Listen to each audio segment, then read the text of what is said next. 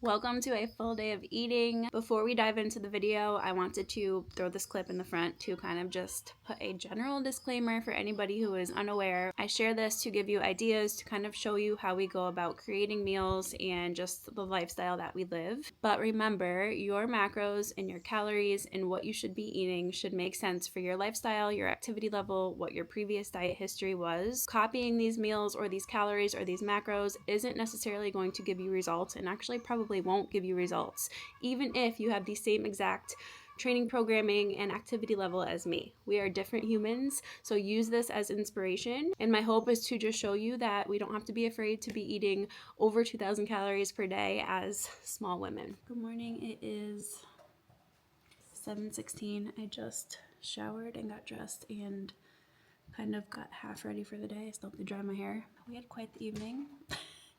Both kids were up last night, and both kids are typically great sleepers. They sleep through the night. Cora slept through the night since like 4 months old, 3 months old, somewhere around there.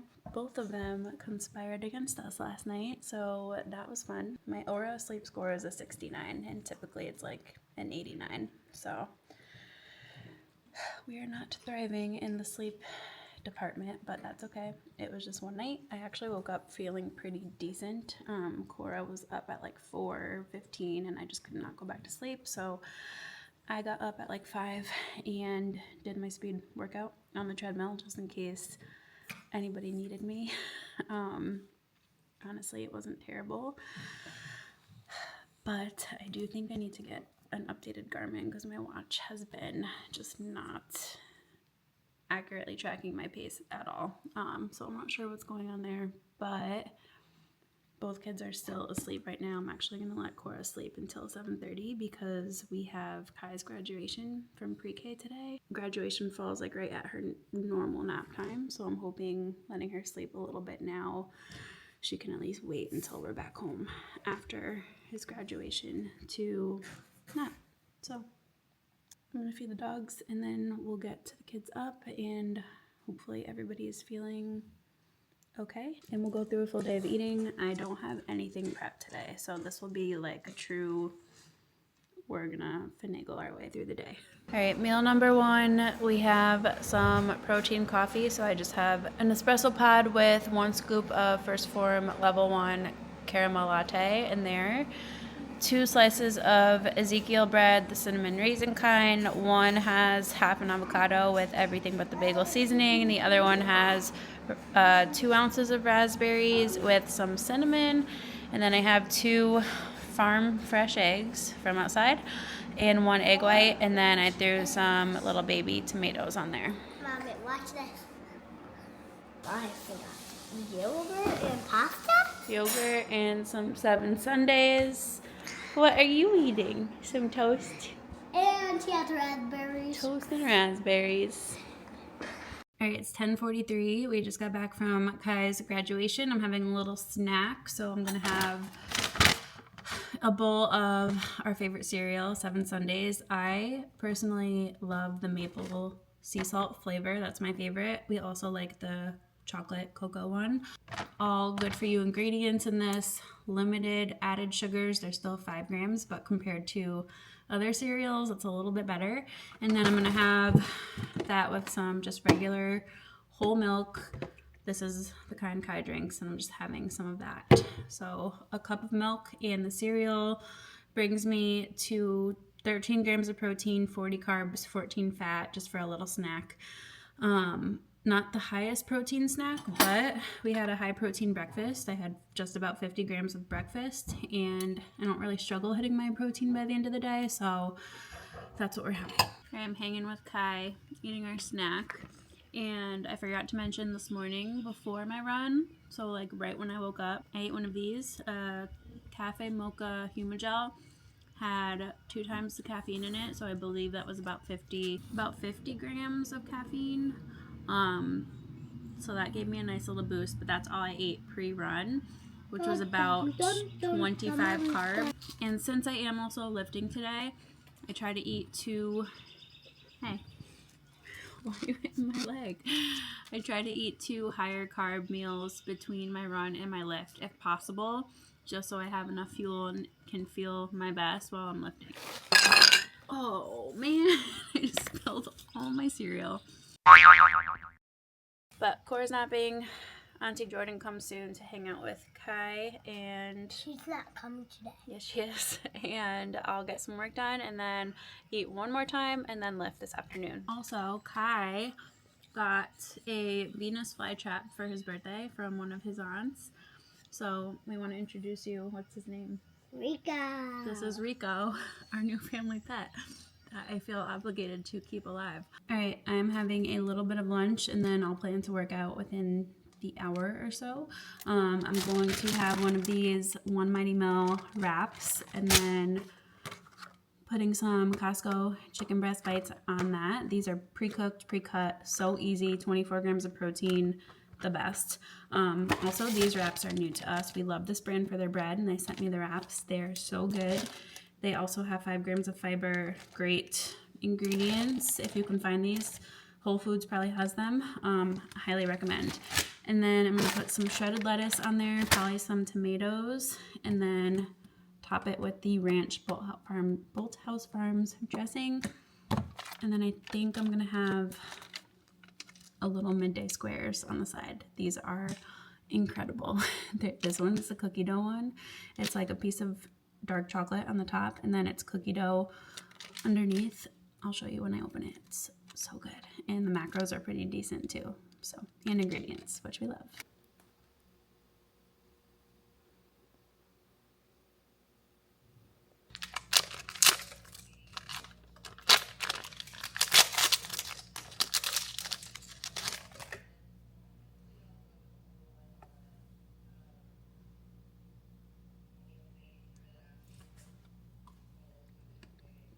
Lift is done. I just had a pear similar to this size and a handful of blackberries because I needed more carbs and fiber. Currently for the day, now after that, I'm at 37 grams of fiber.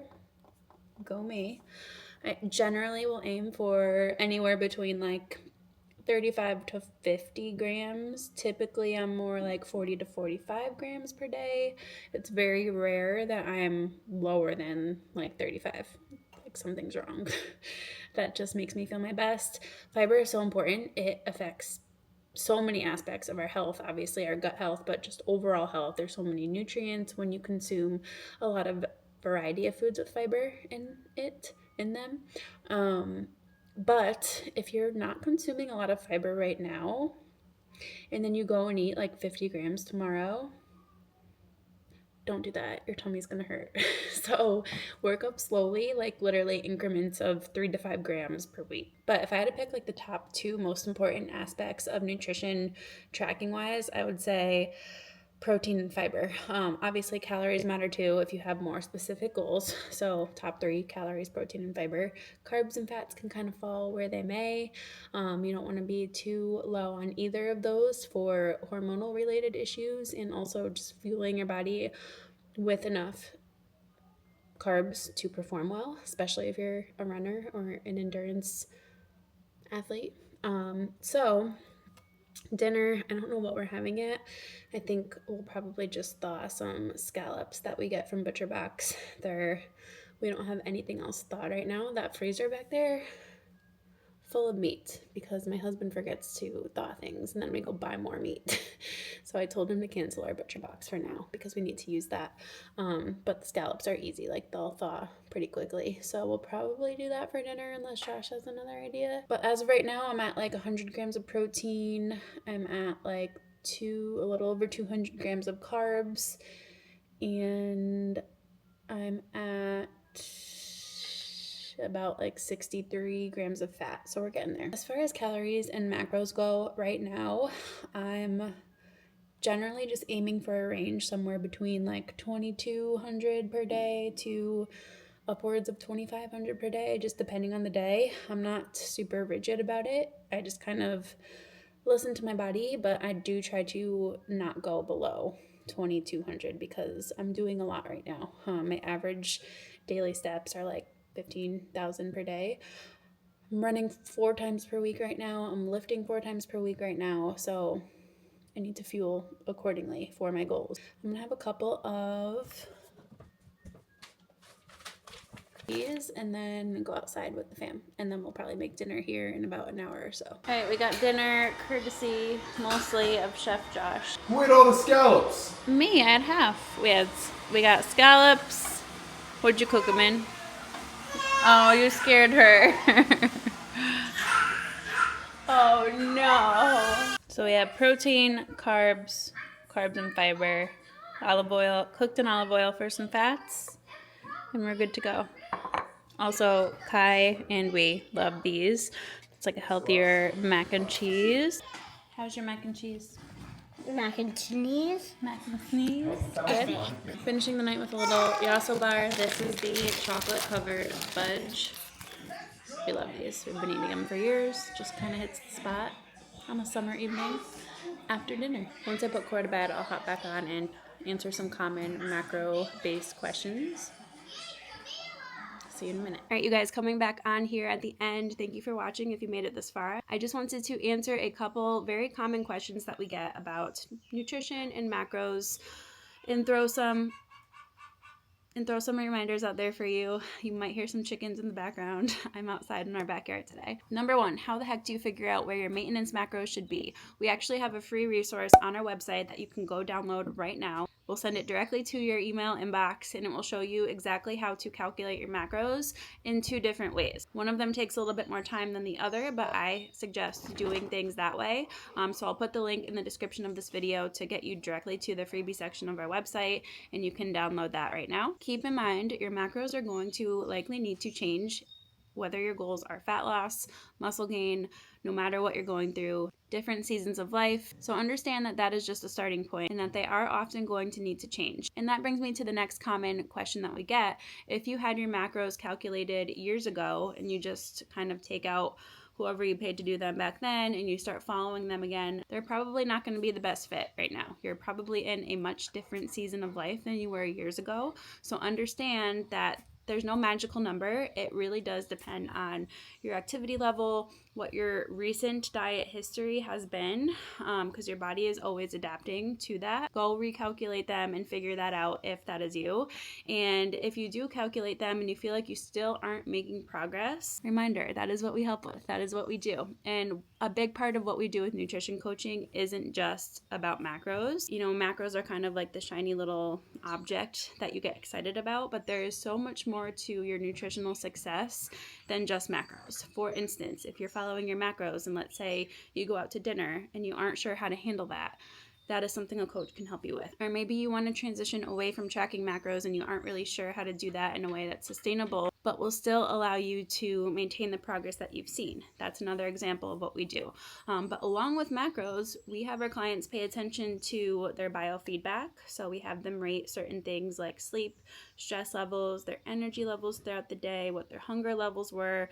All of these things really play a role in your consistency and adherence, and can tell you a lot about why you are or are not making certain choices throughout your day. Along with that, your mindset plays a big role in what you're eating. So if you grew up a certain way and you have certain habits around food, it's going to be harder to break those habits, or even just things that you've been doing the last few years. It's going to be hard to just simply snap out of those things. And I would say the biggest mistake a lot of people make with changing their nutrition or starting a new diet or trying to lose body fat is they really want to change everything at once, and that is probably the worst thing that you can do. So if you are trying to make healthier choices and changes in your diet, in your lifestyle, reminder that your small daily habits are really important and you should start there and start slow. So start with just a couple things that are almost kind of stupid easy and laughable, because once you build some momentum with doing those silly things consistently,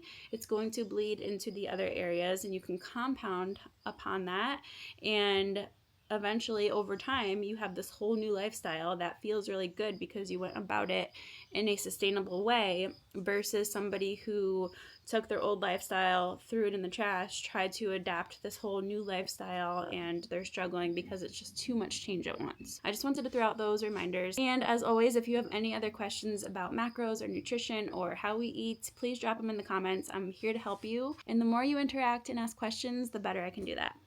But thanks for watching this video. I'll catch you in the next one.